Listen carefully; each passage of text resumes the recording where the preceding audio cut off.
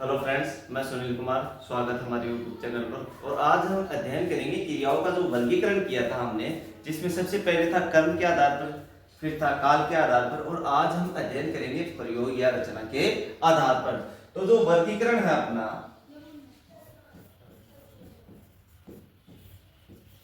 क्रिया का वर्गीकरण, क्रिया का वर्गीकरण हमने तीन रूप में किया था। पहला रूप था कर्म के आधार पर, दूसरा था काल के आधार पर, और तीसरा है प्रयोग या रचना के आधार पर। क्रिया का जो हमने वर्गीकरण किया था वो तीन रूप में किया था। पहला था कर्म के आधार पर, दूसरा था काल के आधार पर, और आज हम अध्ययन करेंगे तीसरा वर्गीकरण, वो है प्रयोग या रचना के आधार पर।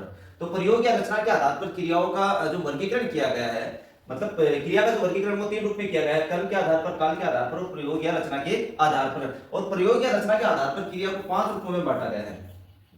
कितने रूपों में बांटा गया है? 5 रूपों में बांटा गया है। सबसे पहले तो है सामान्य क्रिया,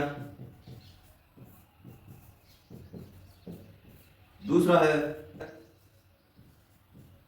पूर्व कालिक क्रिया, तीसरा है संयुक्त क्रिया, चौथा है नाम धातु क्रिया, पांचवा है प्रेरणार्थक क्रिया। अब प्रयोग या रचना के आधार पर क्रियाओं को कितने भागों में बांटा गया? 5 भागों में बांटा गया। सबसे पहला भाग है सामान्य क्रिया, दूसरा है पूर्वकालिक क्रिया, तीसरा है संयुक्त क्रिया, चौथा है नाम धातु क्रिया और पांचवा है प्रेरणार्थक क्रिया।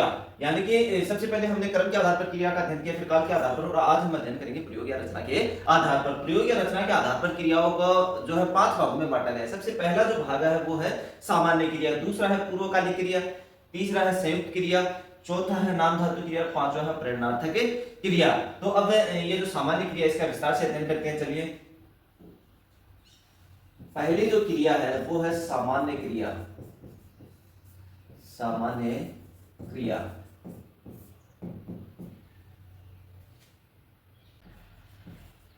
जब किसी वाक्य में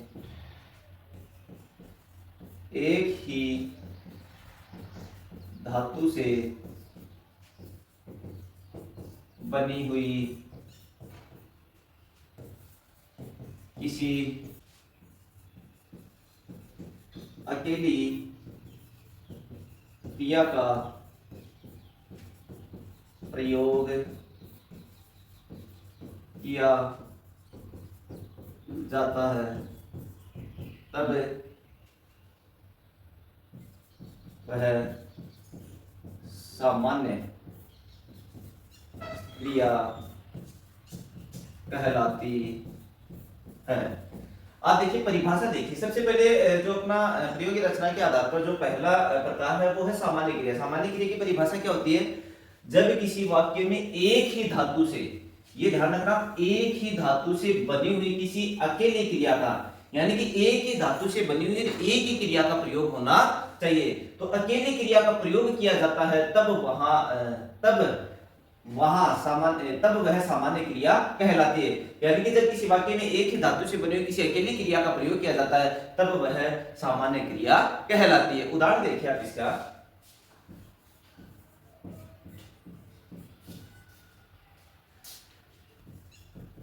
बच्चे पत्र लिखेंगे, बच्चे पत्र लिखेंगे। तो मैंने क्या बताया, जब किसी वाक्य में एक ही धातु से बनी हुई किसी अकेली क्रिया, तो इसमें सिर्फ एक अकेली क्रिया है, वो क्या है? लिखना। तो किससे बनी है? लिख धातु से बनी है। किससे बनी है? लिख धातु से बनी है। तो एक ही धातु से बनी हुई किसी अकेली क्रिया का प्रयोग किया जाता है, तब वह सामान्य क्रिया कहलाती है। तो ये क्रिया कैसी कहलाएगी? सामान्य क्रिया कहलाएगी। कैसी कहलाएगी? सामान्य क्रिया। कहने का मतलब है एक ही धातु से बनी हुई किसी अकेले क्रिया का प्रयोग होना चाहिए। तो बच्चे पत्र लिखेंगे, सिर्फ एक ही क्रिया क्या लिखना, और किससे बनी है, किस धातु से बनी, वो लिख धातु से बनी है, इसलिए कैसी क्रिया कहलाएगी, सामान्य क्रिया कहलाएगी। और देखते हैं, वह घर गया, वह घर गया। तो यहाँ एक क्रिया हो रही है, वो कैसी क्रिया हो रही है, जाना। गया का मतलब जाना, तो वो कहाँ गया, घर पर गया। सिर्फ एक अकेली क्रिया किससे बनी है, मैंने क्या बताया, एक ही धातु से बनी हुई अकेली क्रिया का जब प्रयोग किया जाता है तब वह सामान्य क्रिया कहलाती है। तो गया मतलब जाना हो गया, तो एक ही धातु है और क्रिया भी एक ही है, तो ये कैसी क्रिया कहलाएगी, सामान्य क्रिया कहलाएगी। और देखते हैं, जैसे उसने पाठ पढ़ा। अब यहां देखिए, उसने पाठ पढ़ा, तो पाठ तो हो गया, ये लेसन का नाम होगा। पढ़ा का मतलब क्रिया, पढ़ना हो गया। पढ़ा का मतलब क्रिया और ये पढ़ने का काम कर रहा है। अब धातु क्या है इसमें, पठ धातु है। कैसी धातु है, पठ धातु है। और क्रिया कैसी रहेगी, सामान्य क्रिया रहेगी।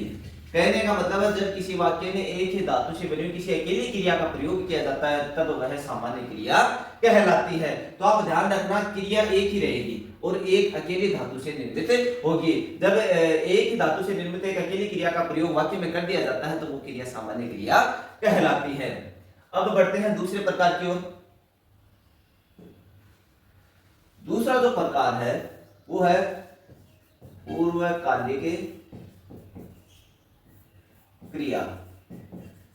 अब यहां देखिए आप, पूर्वकालिक क्रिया, नाम से स्पष्ट हो रहा है पूर्वकालिक क्रिया, यानी कि पहले एक क्रिया समाप्त हो चुकी होती है। तो इसकी परिभाषा देखिए, जब एक क्रिया के समाप्त होने पर दूसरी क्रिया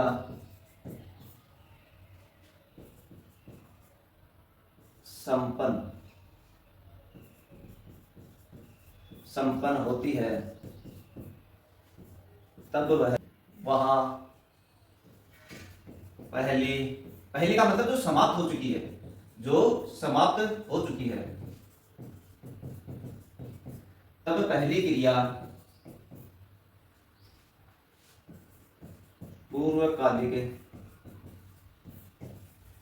क्रिया कहलाती है। आप समझिए, जब एक क्रिया समाप्त होने पर दूसरी क्रिया संपन्न होती है, यानी कि एक क्रिया समाप्त हो चुकी है उसके बाद दूसरी क्रिया संपन्न होती है, तब वहां पहली जो समाप्त हो चुकी है क्रिया पूर्वकालिक क्रिया कहलाती है। यानी कि जो समाप्त हो चुकी है वो क्रिया कैसी कहलाएगी, पूर्वकालिक क्रिया कहलाएगी। इसकी एक पहचान हो, देखिए पहचान, पूर्वकालिक क्रिया के साथ कर शब्दांश जुड़ा होता है। यानी कि लगभग पूर्वकालिक की जो क्रियाएं होती है उनके साथ में कर शब्दांश जुड़ा होता है। इसका उदाहरण देखते हैं,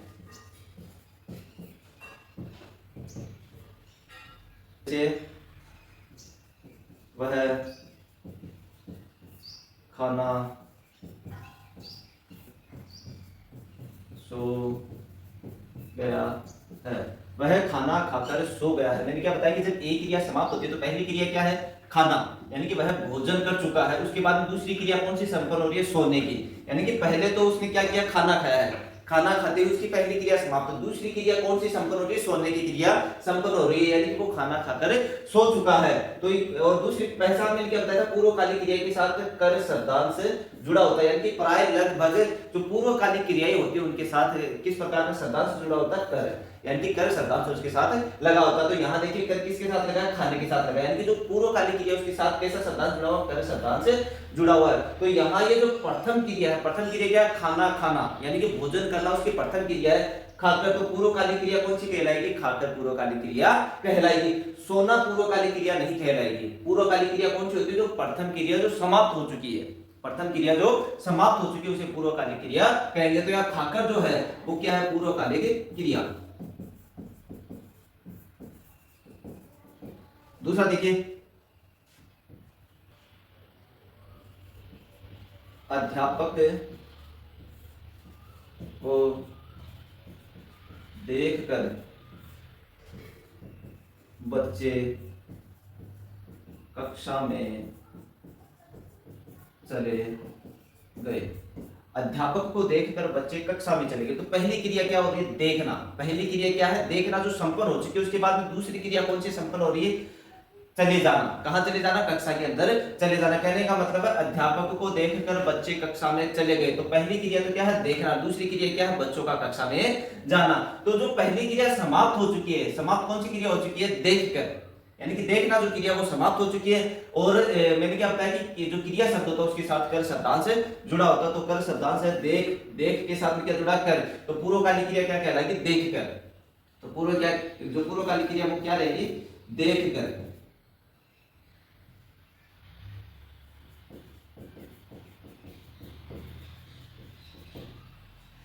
कई जगह क्या है? कर शब्दांश नहीं जुड़ा होता है, लेकिन फिर भी वही क्रियाएं पूर्वकालिक क्रियाएं होती है। जैसे मैं उदाहरण समझाता हूं आपको। बच्चा डूब मरा। अब यहां देखिए मैंने क्या बताया कि पूर्वकालिक क्रिया के साथ कर शब्दांश जुड़ा होता है, प्राय लगभग होता है, हर जगह नहीं होता। देखिए यहां बच्चा डूब मरा। अब यहां पहली क्रिया तो क्या है? डूबना। दूसरी क्रिया क्या है? मरना। तो यहां ये जो डूबना है, ये जो डूबना है वो पूर्वकालिक क्रिया कहलाएगी। पूर्वकालिक क्रिया, क्योंकि कई जगह क्या है? कर शब्दांश से क्रिया के साथ नहीं जुड़ा होता है, वहां सीधा ही मतलब जो क्रिया है वो दे दी जाती है। तो जैसे बच्चा डूब मरा, तो पहली क्रिया तो क्या है? डूबना। दूसरी क्रिया क्या है? मरना। तो जो डूब शब्दांश से नहीं जुड़ा हुआ फिर भी कैसी है? पूर्वकालिक क्रिया। तो कहने का मतलब है जब एक क्रिया समाप्त हो जाए और दूसरी क्रिया मतलब जब एक क्रिया समाप्त होने पर दूसरी क्रिया संपन्न होती है, तो एक क्रिया समाप्त हो चुकी है डूबना, दूसरी क्रिया संपन्न होती है मरना, तब वहां जो पहली क्रिया है वो कैसी कहलाती है? पूर्वकालिक क्रिया कहलाती है। तो यहाँ जो ये डूबना है वो पूर्वकालिक क्रिया है। अब ये जो पूर्वकालिक क्रिया है इसमें आगे देखिए मैं समझाता हूं। इसी में एक तत्कालिक क्रिया होती है, तत्कालिक क्रिया। एक अभी जो हम अध्ययन कर रहे थे पूर्वकालिक क्रिया, ये है तत्कालिक क्रिया। इसकी मैं पहचान बता देता हूं। जैसे मैंने बताया था ना, क्रिया के साथ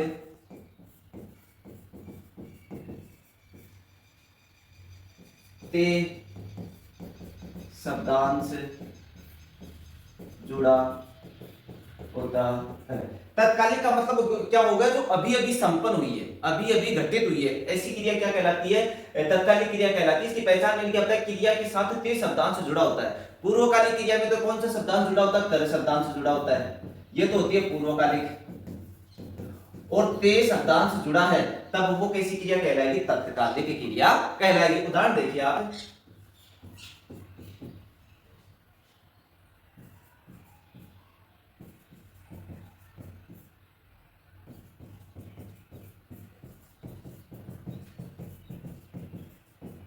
वह खाना खाते ही सो गया।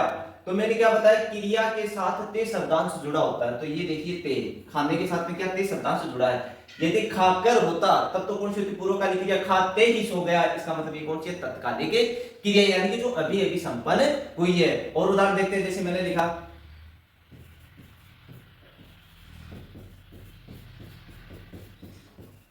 वह आते ही चला गया।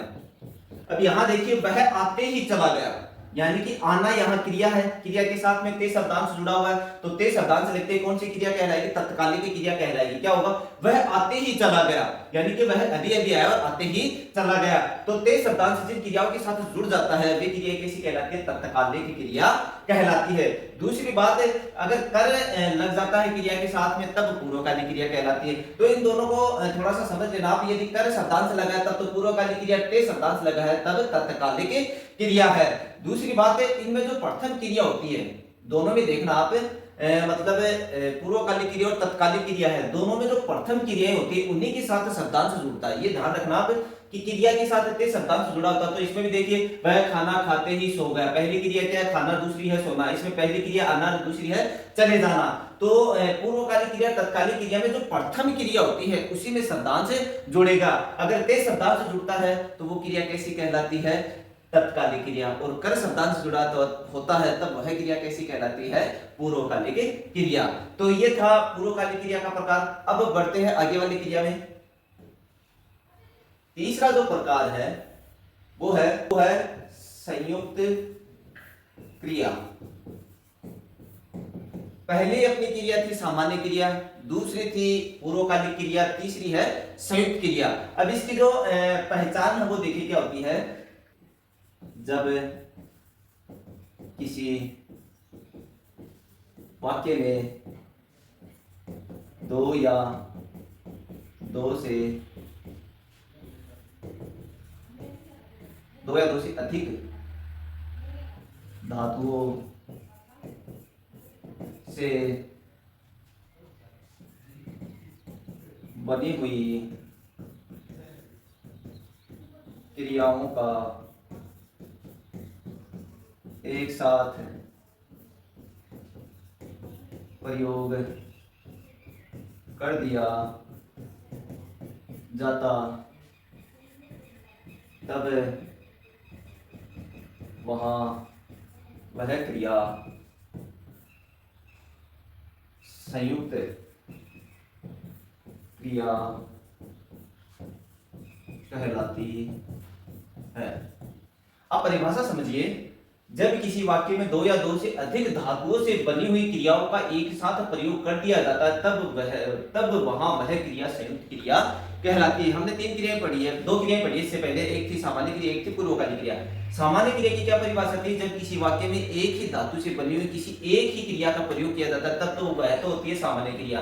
संयुक्त क्रिया क्या होती है? जब किसी वाक्य में दो या दो से अधिक धातु से बनी हुई क्रियाओं का एक साथ प्रयोग कर दिया जाता है, तब वहां वह क्रिया कैसी कहलाती है? संयुक्त क्रिया कहलाती है। उदाहरण देखिए आप।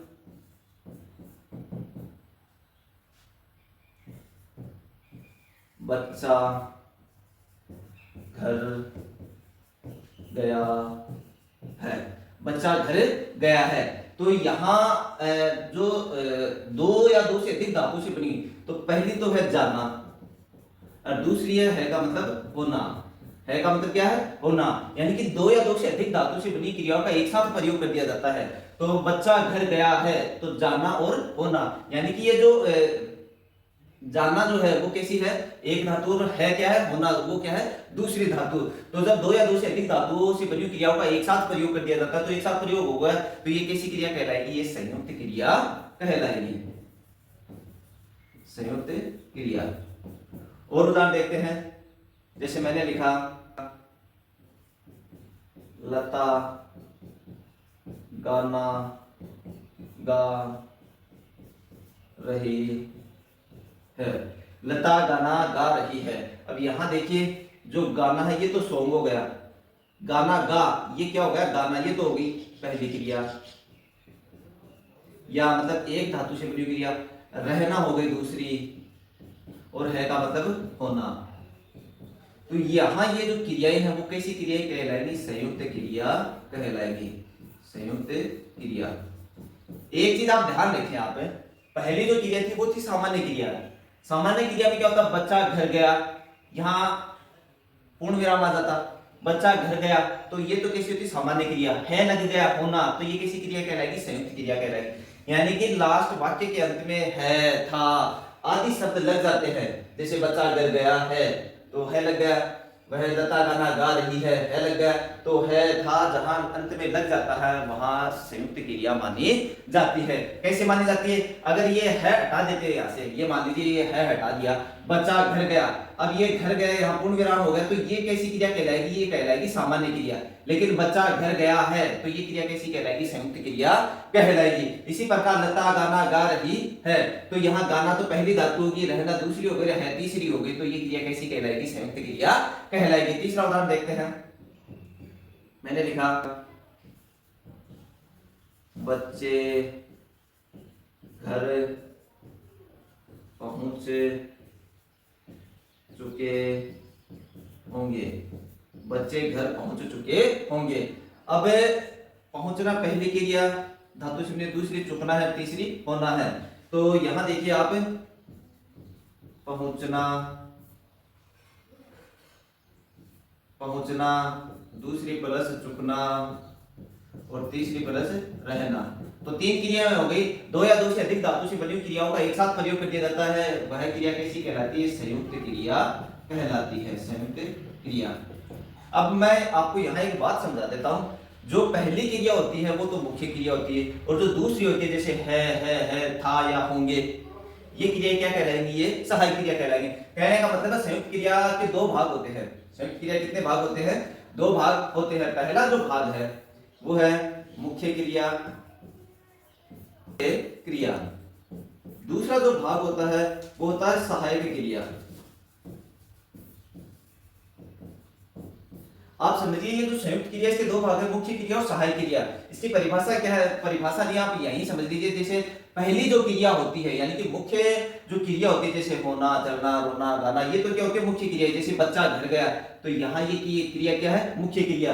इसके अलावा जो शेष बच जाता है यानी कि मुख्य क्रिया के अलावा जितनी भी शेष क्रियाएं होती है वो सारी क्या कहलाती है? सहायक क्रियाएं कहलाती है। तो जैसे इसमें तो गया यानी कि जाना मुख्य क्रिया हो गया, और ये जो है ये सहायक क्रिया कहलाती है। मैंने क्या बताया? संयुक्त क्रिया के दो भाग होते हैं, मुख्य क्रिया और सहायक क्रिया। तो जाना मुख्य क्रिया, होना सहायक क्रिया। इसी प्रकार लता गाना गा रही है, तो गाना तो है पहली क्रिया, रहना दूसरी क्रिया यानी कि सहायक क्रिया। रहना और होना क्या है? सहायक क्रिया है। इसी प्रकार बच्चे घर पहुंच चुके होंगे, तो पहुंचना जो है वो क्या है?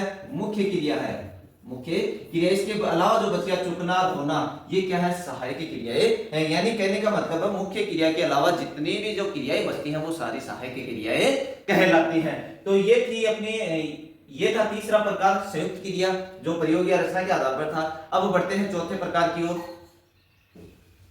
चौथा जो प्रकार है वो है नाम धातु क्रिया। अब सबसे पहले इसकी जो परिभाषा है वो समझते हैं। देखिए आप, क्रिया की रचना किसी न किसी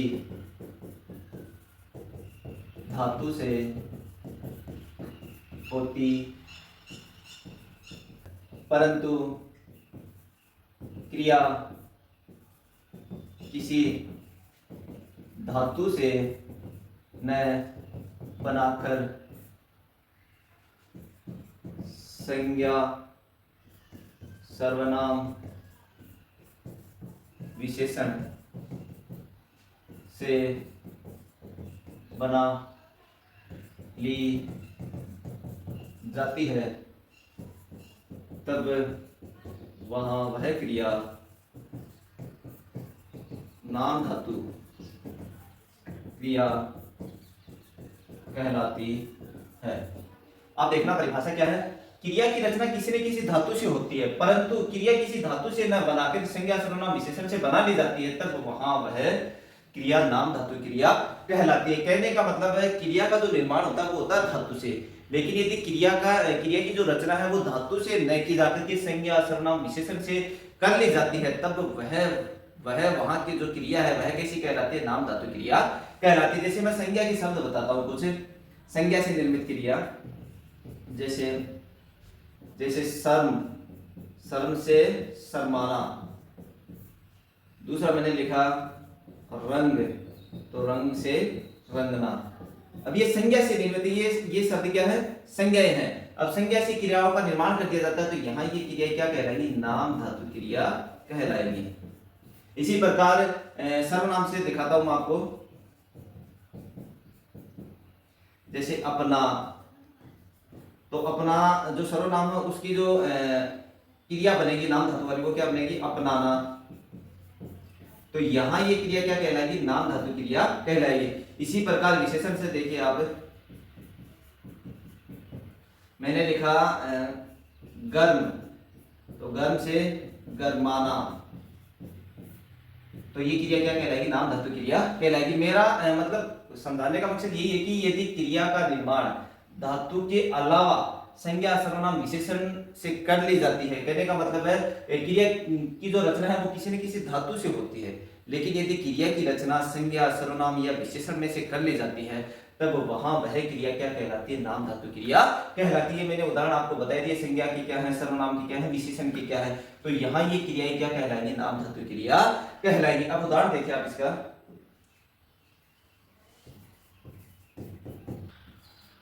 वह अपने घर को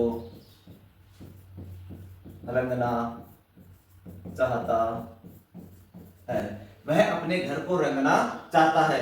नाम धातु क्रिया क्या है कि जब क्रिया का निर्माण किसी धातु से न किया जाकर संज्ञा सर्वनाम विशेषण से कर दिया जाता है तो वहां वह क्रिया क्या कहलाती है, नाम धातु क्रिया कहलाती है। तो यहाँ ये जो रंगना क्रिया है ये रंग शब्द से बनी है और रंग क्या है, संज्ञा है। रंग क्या है, संज्ञा है।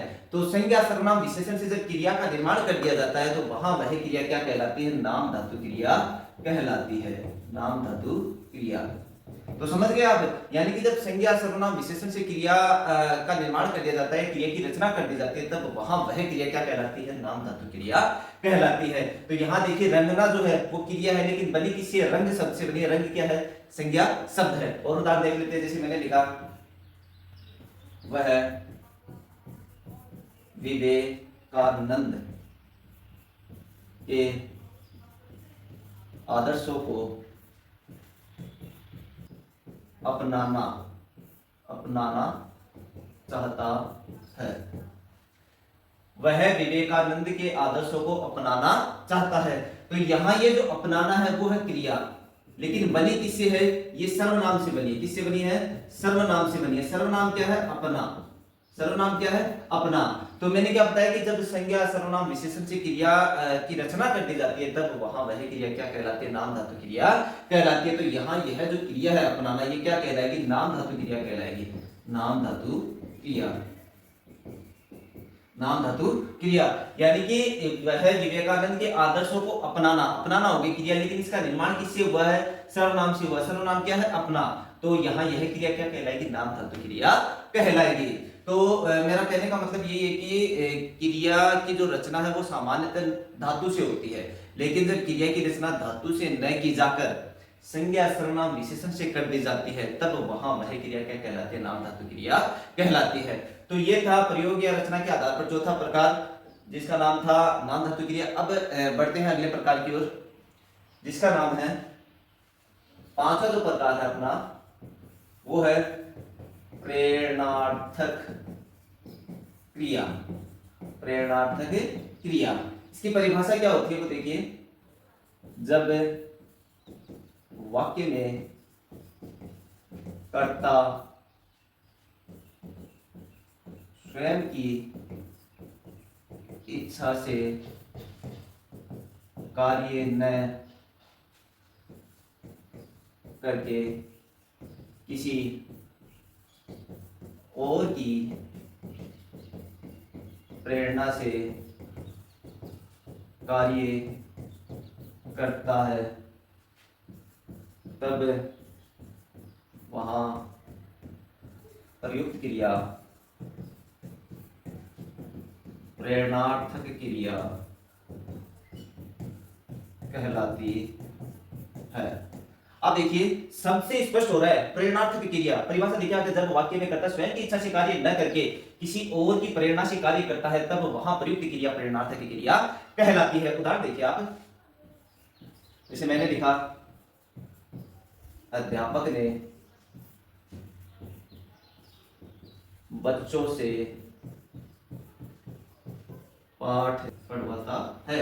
यहां देखिए अध्यापक छात्र से पाठ पढ़वाता है, यानी कि कर्ता की स्वयं की इच्छा नहीं होती लेकिन किसी की प्रेरणा से वह कार्य कर रहा है। तो यहाँ जो छात्र है वो किसकी प्रेरणा से पाठ पढ़ रहा है, अध्यापक की प्रेरणा से पाठ पढ़ रहा है। तो यहाँ जो पढ़वाता जो क्रिया है वह कैसी क्रिया कहलाएगी, प्रेरणार्थक क्रिया कहलाएगी। कहने का मतलब है कर्ता की स्वयं की इच्छा नहीं होती लेकिन किसी की प्रेरणा से वह कार्य संपन्न करता है तब वहां प्रयुक्त क्रिया कैसी कहलाती है, प्रेरणार्थक क्रिया कहलाती है। यहाँ जो छात्र है वो किसकी प्रेरणा से पाठ पढ़ रहे हैं, अध्यापक की प्रेरणा से पाठ पढ़ रहे हैं। तो अध्यापक छात्र से पाठ पढ़वाता है, यानी कि उसकी खुद की इच्छा नहीं है लेकिन अध्यापक की प्रेरणा से वह पाठ पढ़ने का काम कर रहा है। तो यहाँ प्रयुक्त क्रिया क्या कहलाएगी, प्रेरणार्थक क्रिया कहलाएगी। और उदाहरण देख लेते हैं, जैसे माता नौकर से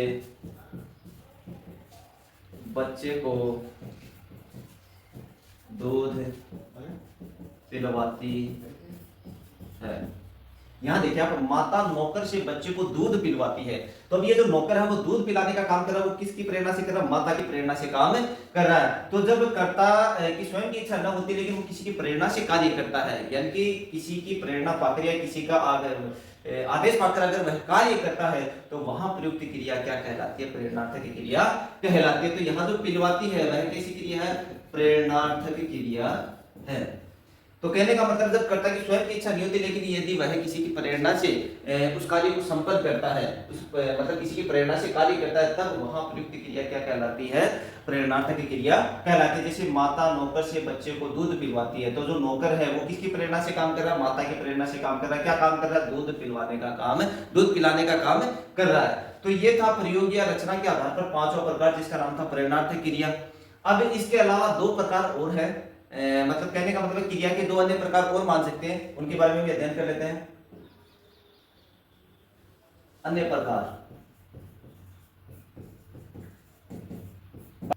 पहली जो है वो है सहजातीय क्रिया। अब इसकी परिभाषा देखिए, जब जब किसी वाक्य में कर्म व क्रिया दोनों एक ही धातु से निर्मित हो तो वहां प्रयुक्त क्रिया सजातीय क्रिया कहलाती है। अब देखिए, जब किसी वाक्य में कर्म व क्रियापद दोनों एक ही धातु से निर्मित हो तो वहां प्रयुक्त क्रिया सजातीय क्रिया कहलाती है। इसका उदाहरण देखते हैं हम। अशोक ने अनेक लड़ाइयां लड़ी।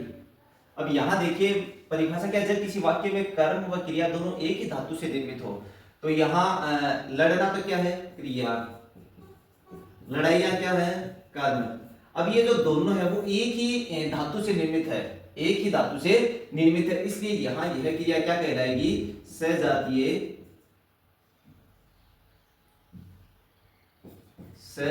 क्रिया कहलाएगी।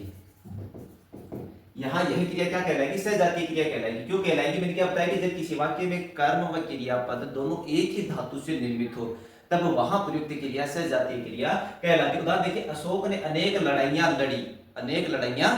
तो लड़ना क्या है? क्रिया, और लड़ाई क्या है? कर्म, जो दोनों एक ही धातु से निर्मित है, लड़ धातु से निर्मित है, इसलिए ये क्रिया क्या कहलाएगी? सजातीय क्रिया कहलाएगी। एक उदाहरण और देख लेते हैं। जैसे मैंने लिखा, लता मधुर हंसती है। लता मधुर हंसती है। जो लता है वो कैसी हंसी हंसती है? मधुर हंसी हंसती है। तो यहां देखिए हंसती, ये तो क्या है? क्रिया, ये क्या है? कर्म। तो मैंने क्या बताया कि जब कर्म व क्रियापद दोनों एक ही धातु से निर्मित हो, धातु क्या है? हंस धातु है। क्रिया क्या है? हंस धातु है। जब कर्म व क्रियापद दोनों एक ही धातु से निर्मित हो तब वहां प्रयुक्त क्रिया क्या कहलाती है? सजातीय क्रिया कहलाती है। तो यहाँ ये जो हस्ती है ये क्रिया कैसी कहलाएगी? सजातीय क्रिया कहलाएगी। आप ध्यान रखना, बस कर्म व क्रियापद दोनों एक ही धातु से निर्मित होने चाहिए, तब वहां प्रयुक्त क्रिया सजातीय क्रिया कहलाएगी। जैसे लता मधुर हंसती है, तो जो हंसी है वो कर्म है और हंसती है वो है क्रिया। दोनों एक ही धातु से निर्मित है, वो धातु क्या है? हंस। तो इसलिए दोनों एक ही धातु से निर्मित होने के कारण यहाँ की क्रिया क्या कहलाएगी? सजातीय क्रिया कहलाएगी। तो ये था अन्य प्रकार में पहला प्रकार सजातीय क्रिया। अब बढ़ते हैं अन्य प्रकार में दूसरा प्रकार, जो है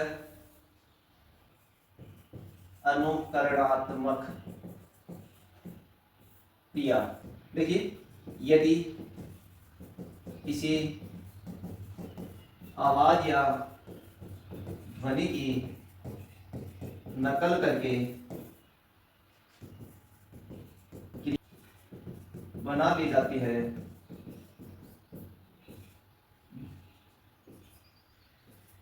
तब वह अनुकरणात्मक क्रिया कहलाती है।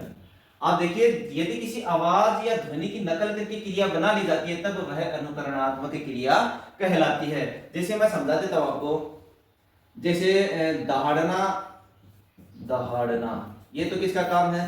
शेर का काम है। भौंकना ये कौन है? कुत्ता। रंभाना ये कौन करता है? गाय करती है। हिनहिनाना ये कौन करता है? घोड़ा। उसके बाद में चिंघाड़ना ये कौन करता है? हाथी। रेंकना कौन करता है? गधा। और भिनभिनाना कौन करता है? भिनभिनाना मधुमक्खी। मैं सिर्फ ये समझाना चाहता हूं कि मतलब यदि किसी आवाज या ध्वनि की नकल करके क्रिया बना ली जाती है तब वह अनुकरणात्मक क्रिया कहलाती है। जैसे शेर दहाड़ने का काम कर रहा है तो शेर दहाड़ता है। दहाड़ना उसकी आवाज है, लेकिन उस आवाज की नकल करके ही क्रिया बना ली जा रही है, तो यहाँ यह क्रिया क्या कहलाएगी? अनुकरणात्मक क्रिया कहलाएगी। कुत्ता जो है वो भौंकने का काम करता है, तो कुत्ता बार बार भौंक रहा है, तो भौंकना यहाँ क्रिया है, लेकिन ये कैसी क्रिया है? इस आवाज की नकल करके क्रिया बनाई जा रही है, तो यहाँ यह क्रिया क्या कहलाएगी? अनुकरणात्मक क्रिया कहलाएगी। रंभाना, गाय रंभाने का काम करती है, घोड़ा जो है हिनहिनाने का काम करता है। तो एक उदाहरण समझा देता हूं, जैसे कुत्ता बार बार भौंकता है।